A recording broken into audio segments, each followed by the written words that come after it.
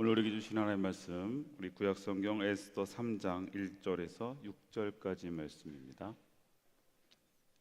에스더 3장 1절에서 6절까지 우리 그 자리에 일어서서 오늘 우리에게 주신 하나님의 말씀 앞에 경건하게 서도록 하겠습니다. 저 여러분들이 한 절씩 교독하겠습니다. 그 후에 아하수에로 왕이 아각 사람 함무다다의 아들 하만의 지위를 높여 올려 함께 있는 모든 대신 위에 두니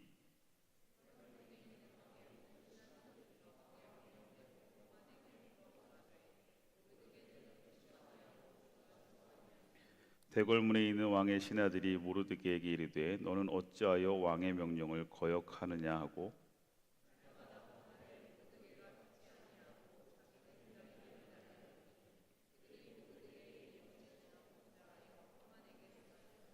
하만이 모르드게가 무릎을 꿇지도 아니하고 절하지도 아니함을 보고 매우 노하더니 그들이 모르드게의 민족을 하만에게 알림으로 하만이 모르드게가 죽이는 것이 부족하다고 생각하고 아하수에로의 온 나라에 있는 유다인 곧 모르드게의 민족을 다 멸하고자 하더라. 아멘. 오늘 우리에게 주신 하나님의 말씀입니다. 자리에 앉겠습니다. 할렐루야. 자, 우리 앞뒤 좌우 인사하겠습니다. 웃으면서 또 우리 밝은 모습으로 서로 축복합시다. 당신은 소중합니다. 할렐루야.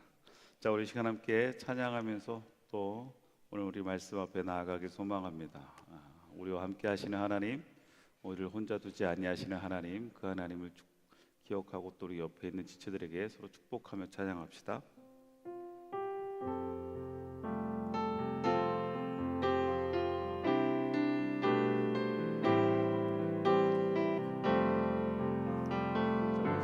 축복하면서 그대 폭풍 속을 걷고 있을 때 그대 폭풍 속을 걷고 있을 때 비바람을 마주해야 할 때 불빛조차 보이지 않아도 걷지 않을 거예요. 그대 폭풍 속을 걷고 있을 때 그대 폭풍 속을 걷고 있을 때 비바람을 마주해야 할 때 불빛조차 보이지 않아도 걷지 않을 거예요. 두려움 앞에서 하늘을 보아요. 두려움 앞에서 하늘을 보아요. 외로운 그대여 걱정 마요. 꿈꾸는 그 길을 또 걷고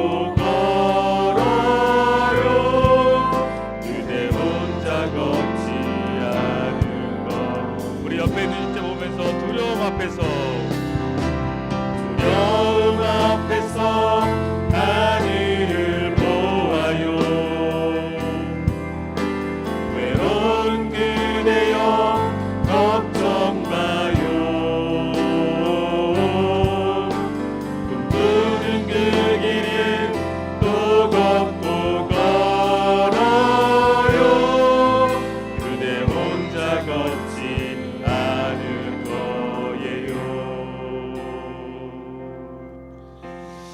할렐루야. 우리의 찬양하며 고백하는 것처럼 우리의 서 있는 삶의 자리, 그 삶의 자리는 때로는 나 혼자인 것 같고 또 아무것도 보이지 않는 것 같을지라도 우리를 향한 하나님의 시선과 주님의 동행하심이 또한 주님의 섭리와 계획이 있음을 꼭 믿고 무너지지 말고 나아갈 수 있는 우리가 되길 주님의 이름으로 축원합니다. 자, 오늘은 우리 에스더 그분의 흔적을 읽다 보이지 않아도 알아요 네 번째 시간입니다. 숨겨진 믿음, 드러나는 용기입니다. 오늘 본문은 에스더 3장 1절에서 6절까지의 말씀인데 우리 지난 시간 말씀을 조금 우리가 한번 좀 기억해 볼 필요가 있어요. 지난 시간 말씀이 어디서 끝났죠? 지난 시간 누가 나타났죠? 모르드게가, 그죠? 모르드게가 우연치 않게 자기의 삶의 자리에서 아하수에로 왕의 암살에 대한 이야기를 듣고 음모를 듣고 그것을 에스더에게 이야기하고 또 에스더가 그것을 아하수에로에게 모르드게의 이름으로 이야기해서 그 사건이 일단락이 돼버렸습니다. 그리고 난 다음에 궁중의 책에 이 모르드게의 사건이 적혀졌다 하면서 지난 시간에 말씀이 끝났어요. 우리 지난 시간은 이 복선에 대한 이야기를 했어요.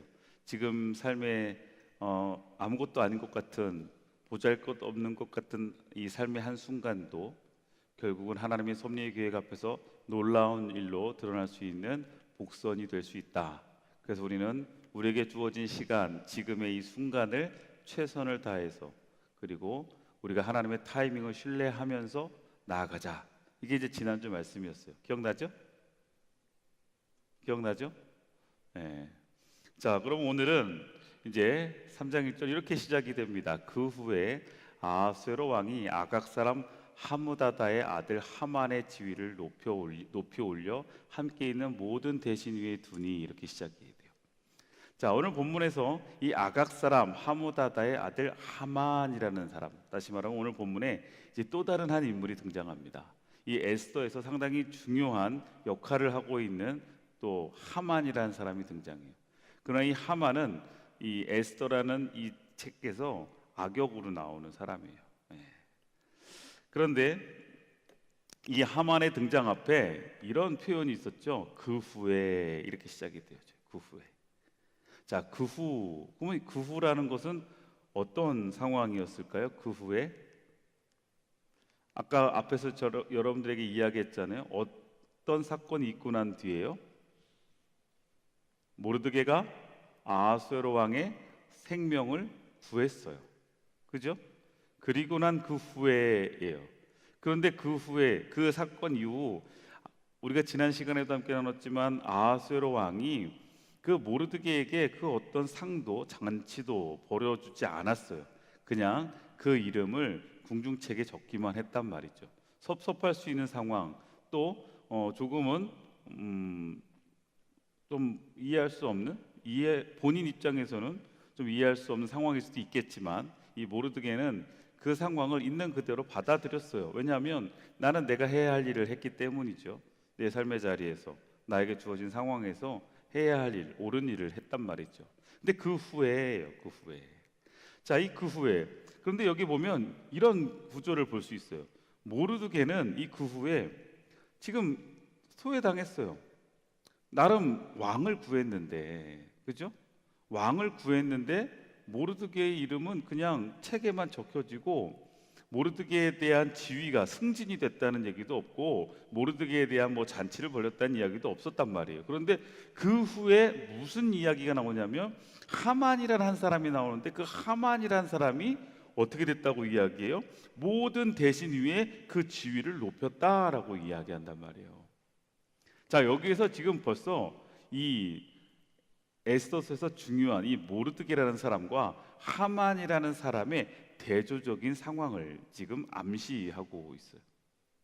원래는 앞에 이야기로 볼 때는 이 모르드게가 좀 지위가 올라가야 되는 상황이잖아요. 그렇죠? 당연하잖아요. 왕의 생명을 구했는데 그러면 지위를 좀 올려줘야지. 그런데 그 이야기는 나와 있지 않아요. 그냥 모르드게는 소외당합니다. 그런데 하만이라는 사람의 지위가 대신 중에 대신, 다시 말하면 이 페르시아 제국의 넘버 2가 되어졌다라는 이야기를 하면서 오늘 본문이 시작이 되어져요. 그러면서 하만이 등장하게 되고 이 하만과 모르드게의 갈등 구조를 만들어내고 있는 거예요. 자, 2절에 보니까 대궐문에 있는 왕의 모든 신하들이 다 왕의 명령대로 하만에게 꿇어 절하되 모르드게는 꿇지도 아니하고 절하지도 아니하니, 이제 이렇게 이야기됩니다. 자, 여기서 이제 모르드게와 하만의 이 갈등이 시작이 됩니다. 그런데 많은 신하들, 모든 신하들은 당연히 하만에게 어떻게 해요? 꿇어 절합니다. 왜요? 넘버 투가 됐으니까. 그죠? 예, 그 지위에 다들 꿇어서 절을 하는데 이 모르드게는 지금 그 하만에게 꿇지도 않고 절하지도 않았다 그랬어요. 이 꿇다, 그 다음에 절하다라는 이 행위들은 근데 원어의 내용으로 보면 이렇습니다. 이것은 무릎을 꿇다, 절하다, 경배하다라는 것은 단순하게 그 어떤 지위에 대한 복종의 개념은 아니에요. 이 구약에서 이 단어들이 쓰여질 때는 하나님께 무릎 꿇고 하나님께 경배하다라는 때 쓰여지는 단어들이 쓰여지는 거예요. 그러니까 여기에 지금 내포되어져 있는 것은 지금 이 하만에게 꿇어서 절하지 않는 모르드게의 이 행동이 단순하게 그 하만이란 사람에 대한 불편한 마음, 내가 지금 난 왜 왕은 나에게 승진시켜 주지 않고 저 사람을 승진시켜 줬지, 뭐 이런 개념에 이 절하지 않고 꿇어 뭐 엎드리지 않은 게 아니라 뭔가 모르드게가 하만에게 절하지 않은 이 상황은 하나님에게 꿇어 경배하고 절하는, 다시 말하면 우리의 신앙적 고백과 연결되어져 있다는 것을 우리가 짐작할 수 있어요. 자, 그러면 왜 모르드게는 하만에게 꿇지도 절하지도 않았을까? 자, 이것을 우리가 보통 이해할 때 이렇게 이해하는 사람들이 있어요. 모르드게는 유대인이니까 꿇어서 절하는 것, 이것은 우상숭배다. 그죠? 우상숭배다. 자, 우리가 절하지 않는 것, 우리 그리스도인들이 절하지 않는 것, 이것은 우상숭배의 행동이기 때문에 절하지 않아요. 그러다 보니까 우리가 조문을 갔을 때에도 보면 우리 그리스도인들은 어떻게 해요? 그곳에 가서 헌화를 하고 우리는 그 자리에서 뭐 무릎을 꿇든가 아니면 조용히 그 자리에 서서 묵념을 하고 잠깐 기도하고 인사하죠. 자, 그런데 어떤 친구가 저한테 묻더라고요. 뭐냐면 여러분 이제 조문을 이제 여러분 우리 청년들도 뭐 이제 직장에서나 뭐 여러 가지 조문을 가게 될 때 두 번의 인사를 하게 됩니다. 하나는 뭐냐면 영정 앞에서 인사를 하고 그 다음에 돌아서서 유가족들에게 인사를 하잖아요. 그죠? 예, 아직 안 가본 친구들은 여기서 잘 들어요. 그러면 여러분들이 좀 도움이 될 거예요. 왜냐하면 청년 리더들 데리고 우리가 이제 청년들 우리 뭐 할머니나 부모님들 그 다음에 조부모님 이렇게 인사하러 가면 매번 이야기를 해도 헷갈려가지고 잘 못하는 친구들이 있더라고요. 근데 거기서 우리가 두 가지 꼭 기억해야 될 것은 뭐냐면 영정 앞에서 우리가 절하지 않는 이유와 그 다음에 유가족들 되면 이제 유가족도 보면 이 교회 다니지 않는 분들은 유가족들이 절을 한단 말이에요. 서로 맞절하잖아요. 그죠? 맞절해요. 그러면 그 절은 해도 되느냐 안 되느냐 이렇게 묻는 친구들이 있어요. 우리가 뭐 여러 가지 해석이 있겠지만 우리가 성경적으로 우리가 의미적으로 살필 때 영정 앞에 절하는 것은 우리가 금하는 게 맞습니다. 예. 왜냐하면 그것은 우리가 이제 개념이 달라서 그래요. 영정 앞에서 우리가 유교적으로 절하는 것은 이미 유교적으로는 돌아가신 분을 하나의 신격화하기 때문에 그 영혼에 대한 부분들에 대한 신격화가 있기 때문에 거기엔 절하지 않는 게 맞습니다. 그러나 유가족이 만약에 절을 한다 했을 때는 여러분들이 기꺼이 거기에서 맞절해도 돼요. 그건 뭐예요? 인사니까. 그런데 유가족이 엎드려서 이렇게 절을 하는데 거기 서서 뭐 이럴 수는 없잖아요. 그럼 그건 예의에 어긋나는 거예요. 예의에 어긋나는 거예요. 그러니까 만약에 이 유가족들이 그냥 묵념을 해도 이렇게 같이 인사를 해도 되지만 유가족들이 먼저 여러분들에게 이렇게 맞절을 하려고 하면 그리스도인도 그 앞에서 맞절을 해도 상관이 없습니다. 그거는 우상 숭배하고는 상관이 없어요. 그러니까 여러분 그거 기억하세요. 자, 그런데 지금 이 모르드게가 하만에게 꿇지도 절하지도 않았을 때 이걸 어떻게 이야기하는 사람들이 있냐면 하만에게 꿇어서 절하는 게 우상 숭배다. 그러기 때문에 절하면 안 된다라고 해석하는 분들이 있어요. 그런데 그 당시 유대인들이 흩어져 있는 디아스포라 그리고 그 바벨론 포로로 갔던 그 유대인들에게는 하나님의 말씀과 종교적인 상황에서는 철저하게 우리가 우상 숭배하는 것과 그 다음에 다른 신을 섬기지 않는 것은 철저하게 구별됐지만 그 당시 사회 문화와 그 당시 사회 예절을 지키는 것에 대해서 철저하게 또 어떻게 돼요? 개방적이었어요. 그러니까 유대인들이 그곳에 가서 유대인들이 그 포로로 잡혀갔을 때 그곳에서 번성할 수 있었던 이유는 그 당시 문화와 정치적인 상황들에 대해서 협조적이었다는 거예요. 왜냐하면 하나님에 대한 율법과 그 신앙에 대한 부분들은 철저하게 지켰지만 그 당시 문화 그리고 그 당시 거기에 있는 이런 정치적인 이런 지위나 이런 권위에 대해서는 인정해 줬거든요. 그러니까 모르드게가 넘버 투가 됐는데 하만이 넘버 투가 됐는데 모르드게가 그것에 대해서 넘버 투에게 절하지 않았다라는 게 우상 숭배 개념으로 가기는 조금은 그 당시 상황과 문화에는 맞지 않아요. 자, 그러면 왜 모르드게는 하만에게 꿀치도 절하지도 않았을까? 그 단서가 오늘 본문에 보면 하만을 이렇게 소개했죠. 아각 사람 하무다다의 아들 하만, 이렇게 됐어요. 하만이란 사람을 아각 사람이라고 표현했단 말이에요. 아각 사람. 자, 그러면 아각이란 사람은 누구냐 이거예요. 아각. 자, 아각이 누구야? 아각은 아말렉 족속의 왕으로 사울 시대에 등장하는 아말렉의 대표적인 왕이에요. 자, 그러면 이 아말렉 족속이 누구냐? 이 아말렉 족속은 이스라엘 백성들이 출애굽할 당시 이스라엘 백성들을요 쫓으면서 아말렉 전투 여러분 아시죠? 이스라엘과 아주 계속되는 광야에서 어떤 일이 있었냐면 계속되는 전쟁을 했던 적대국이기도 하고 그 다음에 이스라엘 신명기에 보면 이스라엘 백성들이 지쳐서 가고 있는데 지쳐 있는 사람들, 그 노인들과 아이들을 아주 그냥 무참하게 공격했던 피도 눈물도 없이 그렇게 공격했던 민족입니다. 그래서 하나님은요 신명기에서도 이야기하시지만 아말렉을 진멸하라 이렇게 이야기했어요. 아말렉은 그 당시 이스라엘 백성들에게는요 역사적으로 아주 적대적인 국가고 족속이었다는 거예요. 그래서 그 중에 대표적인 이 아각은 이 아말렉 족속의 대표적인 왕의 명칭이라고 우리가 이해하면 돼요. 자, 그러니까 지금 이 아각이라고 하는 이 아각 사람 하만이라고 하는 것은 이 하만이란 사람은 아말렉 족속을 대표하는 인물로 지금 에스더서에서 이야기되어지는 거예요. 자, 그게 왜 중요하냐? 사무엘상 15장 3절에 보면 이제 가서 아말렉을 쳐서 남녀와 소와 양과 다 진멸하라. 하나님께서요 사울 왕에게 이렇게 이야기했어요. 이 아말렉을 쳐서 남녀 소와 양 모든 것을 다 진멸하라 그랬어요. 그 전쟁을 하면서 전쟁에 있는 모든 것들을 진멸하라고 그랬는데 이 사울이 어떻게 했냐면 사울이 사무엘상 15장 8절에 사울이 아말렉 사람을 치고 아각 왕을 사로잡았다 이랬거든요. 자, 하나님의 말씀대로라면 아각 왕을 어떻게 했어야 돼요? 진멸했어야 돼요.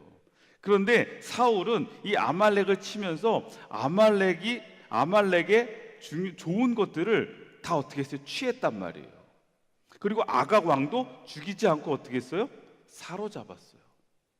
자, 이 아각을 죽이지 않고 살려둠으로 인해서 이 사울이 어떻게 했어요? 하나님께 불순종함을 보였단 말이에요. 그래서 사무엘상 15장 11절에 여호와께서 사무엘에게 이르시되 내가 사울을 왕으로 세운 것을 뭐한다? 후회한다라고 하나님께서 이야기하셨거든요. 자, 사울이 하나님의 말씀에 불순종하고 전쟁을 통해서 전쟁의 전리품들과 이런 것들을 어떻게 해요? 하나님은 돌아보지 말아라. 그것에 욕심내지 말라고 그랬단 말이에요. 그런데 사울은 그 말씀에 불순종했어요. 그리고 난 다음에 아각 왕을 사로잡았어요. 그러면서 아말렉 사람들을 남겨뒀단 말이에요. 그 남겨놓은 아말렉의 후손들 중에 한 명이 누가 된 거예요? 하만이 된 거예요. 그러니까 지금 하만은 하나님께 불순종한 사울의 작은 과오로 인한 결과예요. 이해되죠? 자, 결국 이 사건을 통해서 사울이 어떻게 돼요? 하나님께 버림받게 되고 다시 다윗이 왕에 등극하게 되는 사건도 결국 이 사건을 통해서 나타나거든요. 그래서 오늘 이 에스더서에서는 지금 이 영적 대립을 보여주고 있는 거예요. 아각 사람 하만과 누구예요? 기스의 후손 모르드게. 여러분, 우리가 아까 2장, 우리가 지난번에 읽었던 에스더 2장 5절에 보면 모르드게를 설명하는데, 모르드게가 기스의 후손이라고, 증손이라고 표현하는데, 이 기스의 후손은 무엇을 의미하냐면 사울의 후손 베냐민 지파를 이야기하는 거예요. 자, 그러니까 참 기가 막히죠. 기가 막힌 역사적인 운명적 만남이 된 거예요. 하만과 모르드게는 지금 어떤 관계냐면 아각 아말렉 족손의 후손과 사울의 후손 누구예요? 네, 모르드게예요. 근데 사울이 어떻게 했다고요? 하나님께 불순종해서 아말렉을 진멸하지 않았고 아각을 죽이지 않음으로 인해서 지금 하만이라는 인물이 지금 이 페르시아에 존속하게 되고 있는 거고, 그 상황에 모르드게는 우연치 않게 누구예요? 사울의 후손이에요. 그래서 지금 오늘 본문에서 이야기하는 이 하만과 모르드게는 단순하게 그냥 사람과 사람과의 갈등이 아니에요. 사회적인 지위 속의 갈등이 아니에요. 이것은 바로 영적인 대립을 이야기하는 거예요. 그런 상황 앞에서 지금 이 모르드게는 타협하지 않았어요. 자신의 신앙의 정체성을 가지고 하나님의 뜻하심 앞에 뭐예요? 그 아각 사람, 아각의 후손 하만을 절하지 않았다, 타협하지 않았다. 그러면서 뭐예요? 자신의 신앙의 정체성을 드러내요. 근데 아까 이야기했던 것처럼 하만이 지금 어떻게 됐다고요?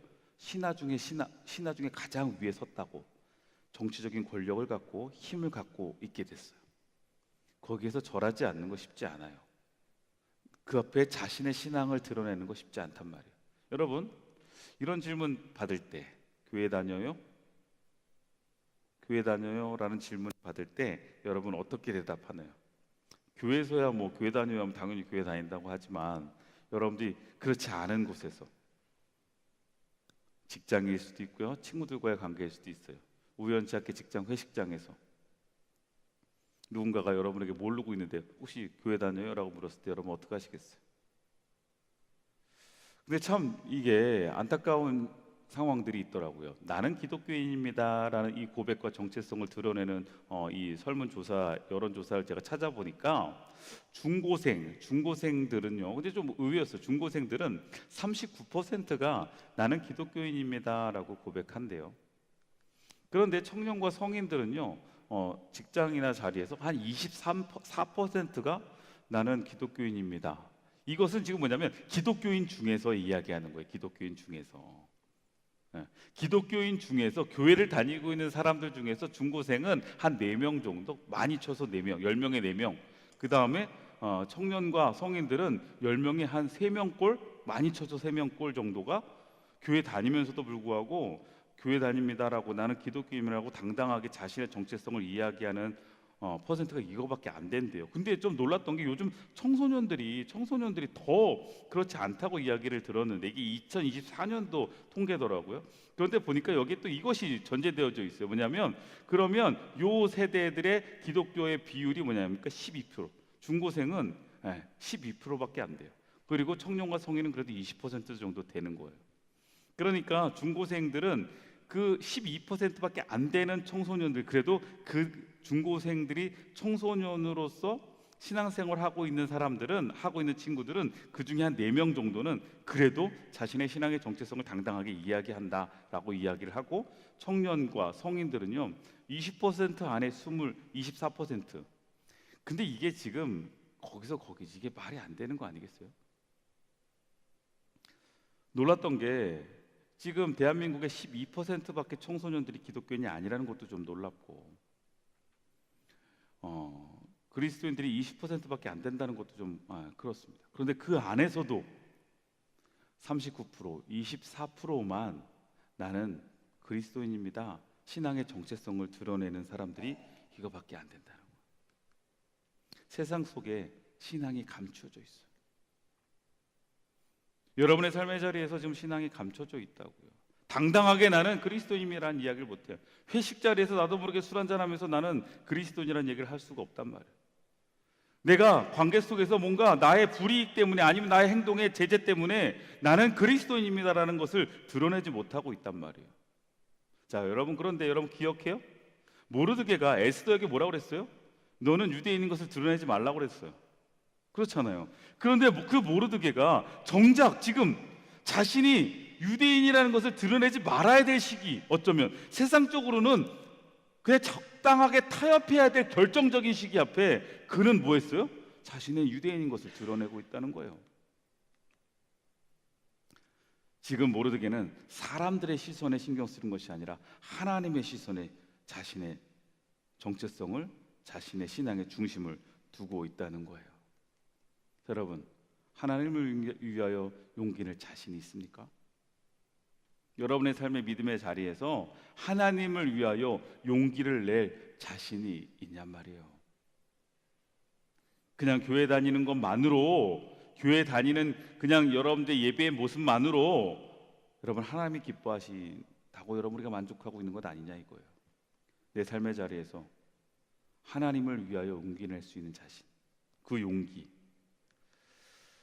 자, 모르드게가 대궐문에 있는 왕의 신하들이요, 모르드게에게 이릅니다. 왜 너는 어찌해서 왕의 명령을 거역하냐?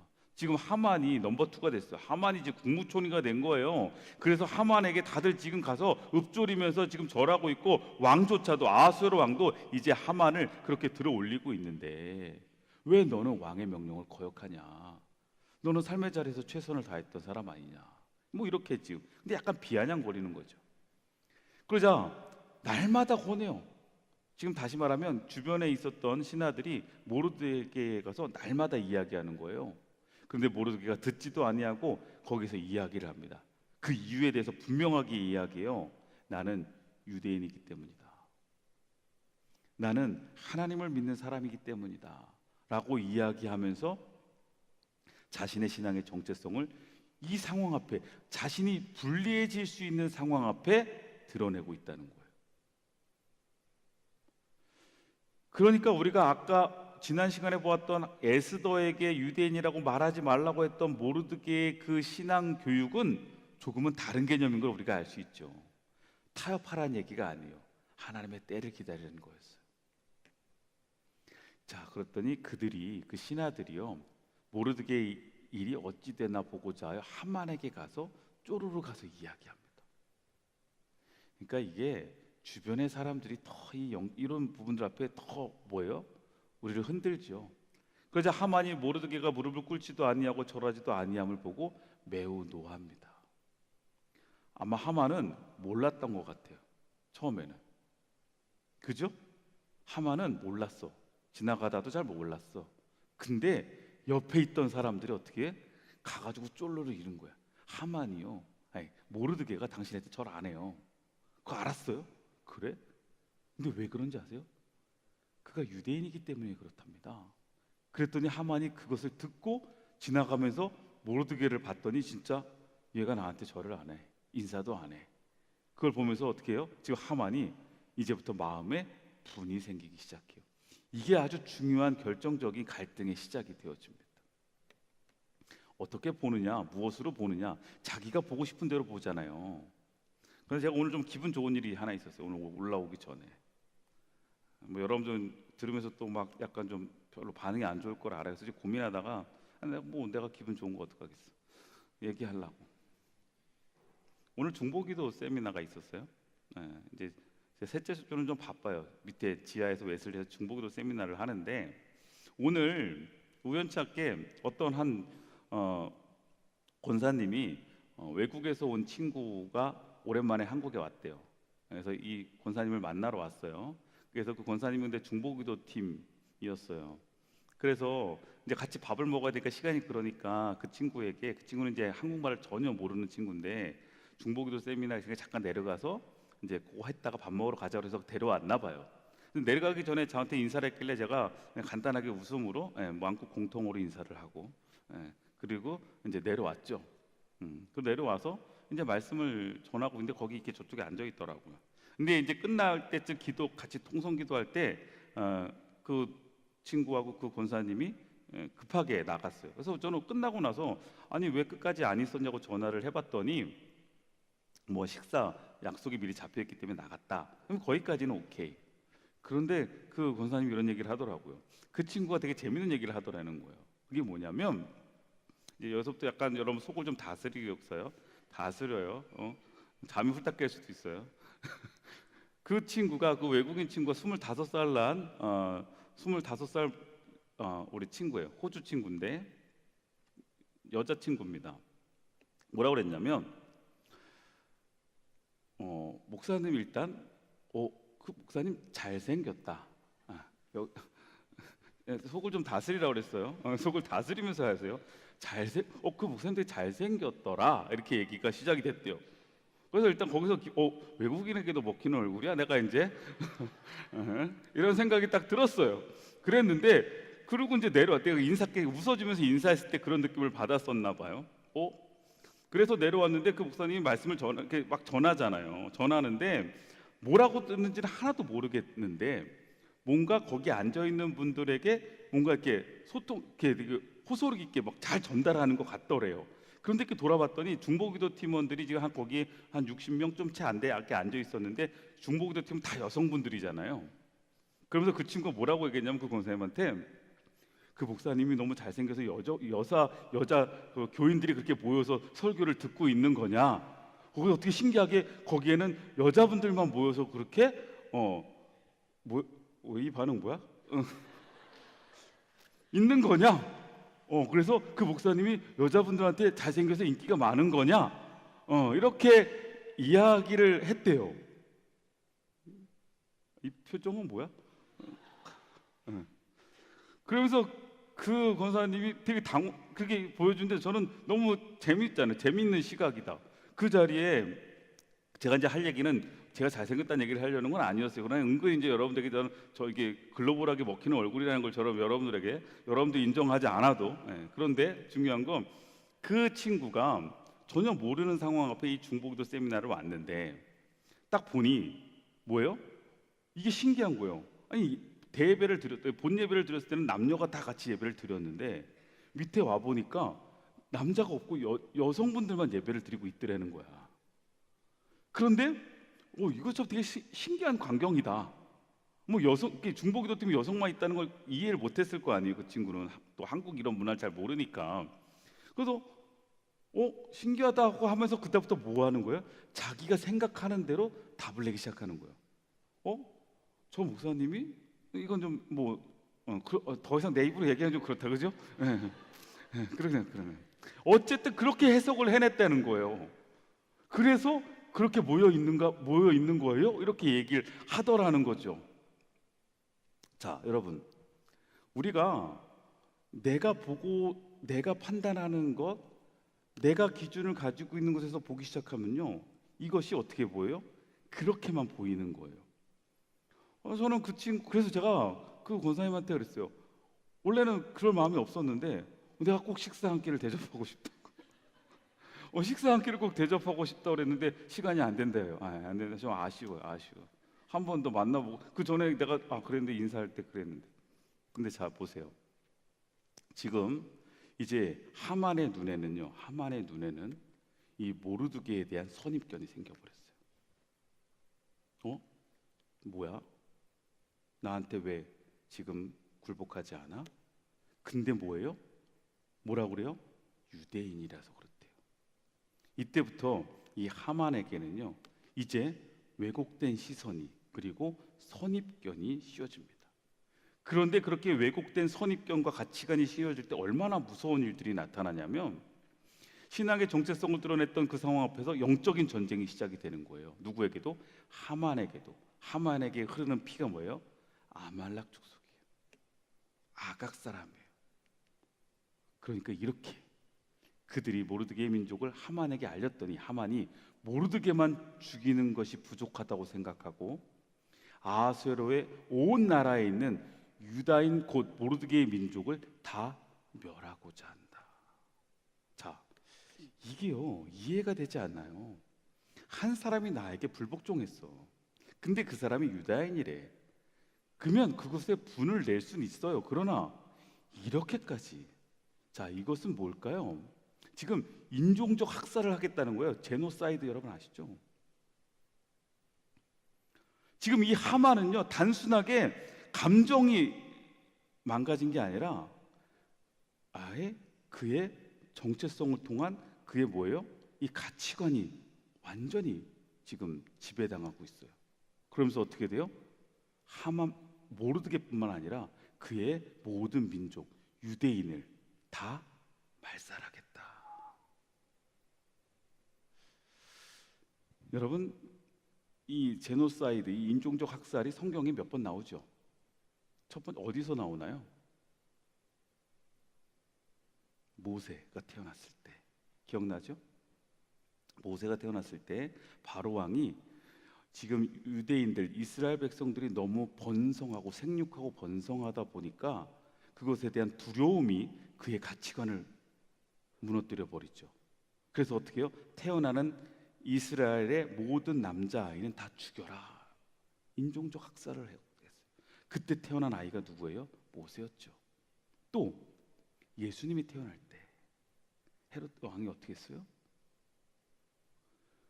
메시아가 나타난다고 하니까 큰 별이, 그 얘기를 듣고 자신의 뭐예요? 위치에 위기감을 느꼈던 헤롯 왕은 어떻게 했어요? 모든 유대인 아이들 다 죽여라. 그때 태어난 아이가 누구예요? 예수님. 이런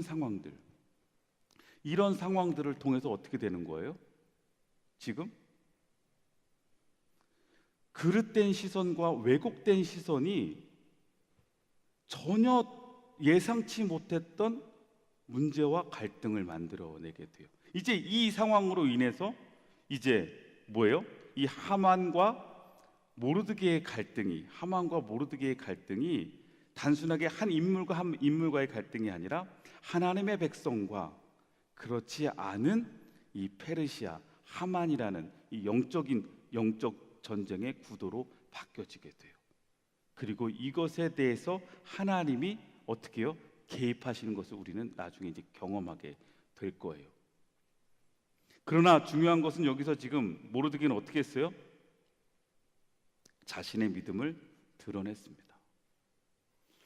위기 앞에서, 아니 어쩌면 여기서 자기가 어떻게 될지도 모르는 상황 앞에서 적절하게 타협한 것이 아니라 그는 믿음을 드러냈어요.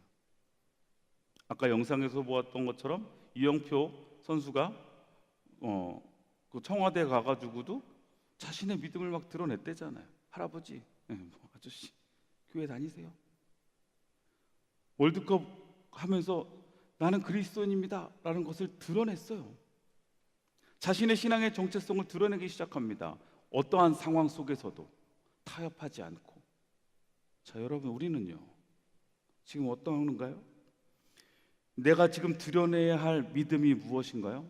여러분의 삶의 자리에서, 여러분의 삶의 위치에서 지금 나는 그 믿음을 드러내고 있습니까? 아니면 그것을 철저하게 숨기고 있습니까? 모르드게는 숨겨져 있는 믿음이었어요. 그런데 그가 결정적인 순간 앞엔 그의 믿음을 드러내는 용기를 가지고 있었단 말이에요.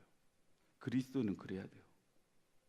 때로는 지혜롭게 우리가 이 땅에서 살아가야 하지만 우리가 그 믿음을 드러내야 될 때라면 우리는 용기를 가지고 믿음을 드러낼 수 있어야 돼요. 그것이 나의 이익을 위한 것이 아니라, 나의 안위를 위한 것이 아니라, 나의 성공을 위한 것이 아니라 무엇을 위해서요? 하나님의 영광을 위해서. 로마서 1장 16절 말씀인데요, 우리 다 함께 한번 읽어볼까요? 로마서 1장 16절 말씀이에요. 다 함께 시작. 내가 복음을 부끄러워하지 아니하노니 이 복음은 모든 믿는 자에게 구원을 주시는 하나님의 능력이 됨이라. 바울은요, 내가 하나님의 자녀가 되어진 것을, 하나님의 백성이 되어진 것을, 내가 그리스도인이 되어진 것을 부끄러워하지 않았다고 이야기했어요. 왜요? 내가 붙잡게 된 이 복음은, 내가 누리고 있는 이 생명은 모든 믿는 자에게 구원을 주시는 하나님의 능력이기 때문이라고 이야기해요. 너무나 귀하고 값진 것인데 그것을 우리가 지금 드러내며 살아가고 있느냐, 아니면 그것을 세상의 그 어떤 시선 때문에, 사람들의 시선 때문에 숨기고 살아가느냐. 지금 내가 드러내야 될 믿음의 삶과 고백과 내 행동들이 정말 여러분의 삶의 자리에서 드러나고 있는가? 아니면 내가 용기가 없어서, 아니 부끄러워서, 아니면 세상적인 시선 앞에 내가 주눅들어서 나도 모르게 나의 믿음을 숨기고 나의 정체성을 드러내지 않고 그렇게 살아가고 있는 건 아닌가? 여러분 기억하세요. 하나님이 우리에게 복음을 주신 이유, 우리에게 하나님의 자녀로 우리를 세우신 이유는 나를 통해 이 땅에 그 선한 영향력을 드러내기 위한 거예요. 우리가 이 자리에 앉아 있는 이유는 그냥 이 자리에 앉아서 하나님을 만나고 하나님을 고백하고 내가 구원받은 것으로 만족하라고 우리를 이 자리에 부르신 게 아니에요.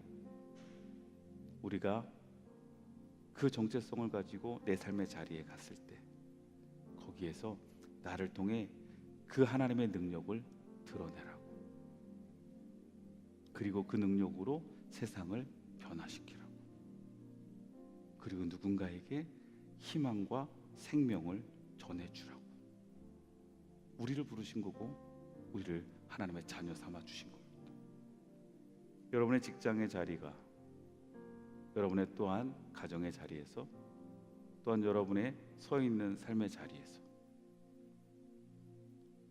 이제는 그 믿음을 드러내야 할 때입니다.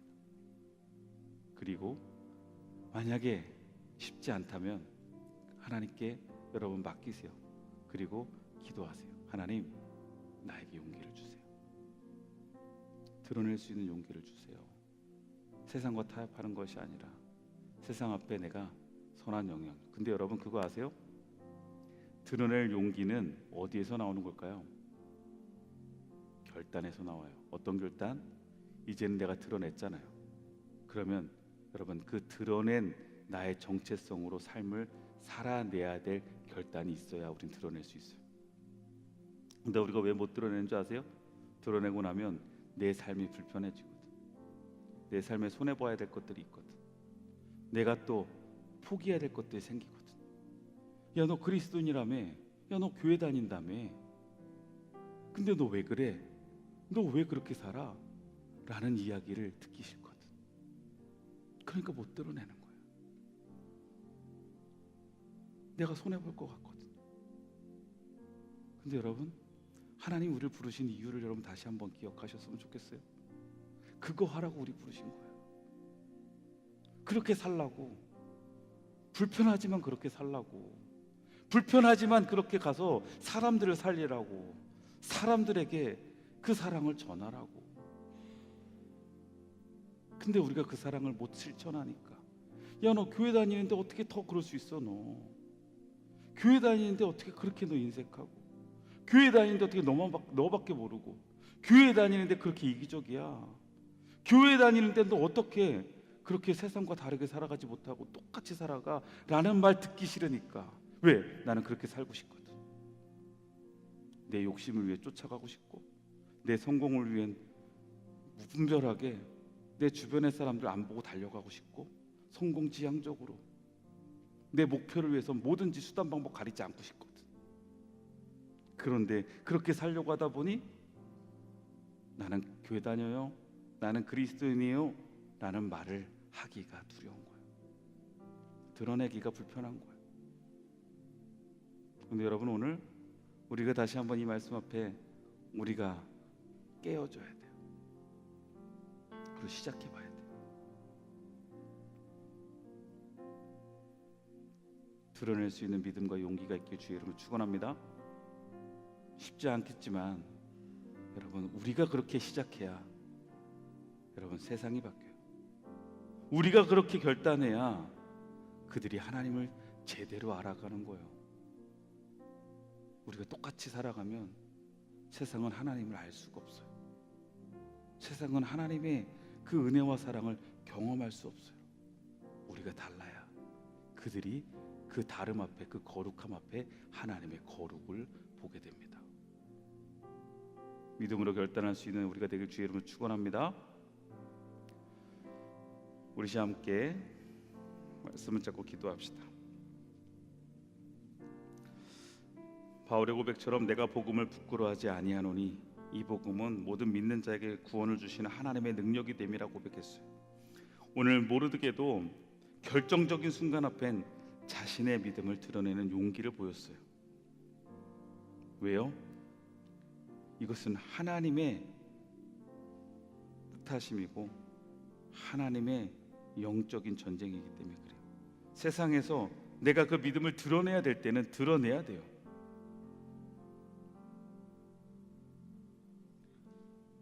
이 시간 함께 기도하며 나아갈 때 내가 내 삶의 자리에서 드러내야 될 믿음을 드러내고 살아가고 있는가? 아니면 그 믿음을 숨기며 살아가고 있는가?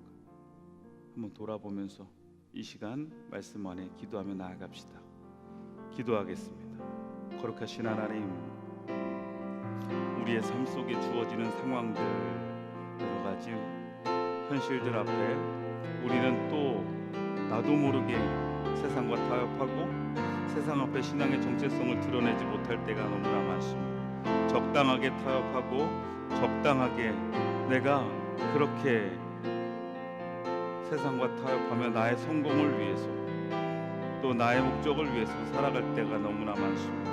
하나님, 그러나 오늘 이 시간 다시 한번 우리가 믿음의 정체성을 드러내고 하나님 또한 그렇게 내가 이 땅의 그리스도인이라고 고백하며 나아갈 수 있는 용기를 주시고 또한 그것에 합당한 삶을 살아낼 수 있는 결단을 도와여 주셔서 우리가 더 하나님의 크신 하나님의 그 목적에 하나님의 그 뜻하심 앞에 쓰임받을 수 있는 하나님의 거룩한 자녀가 될 수 있도록 인도하여 주시옵소서. 하나님의 은혜 앞에 설 수 있는 저희들 되게 하여 주시옵소서. 거룩하신 하나님, 하나님의 그 거룩함을 세상에 드러낼 수 있는 믿음의 통로가 되기를 소망합니다. 그러기 위해 우리가 먼저 우리의 삶의 자리에서 그 믿음을 드러내고 또 그 믿음에 합당한 삶을 살아내며 세상의 빛이 되게 하시고 세상의 소금의 역할을 감당할 수 있는, 그래서 세상을 변화시키고 세상에 하나님의 맛을 회복시킬 수 있는 저희들이 되어질 수 있도록 인도하여 주옵소서. 예수님의 이름으로 기도드립니다. 아멘.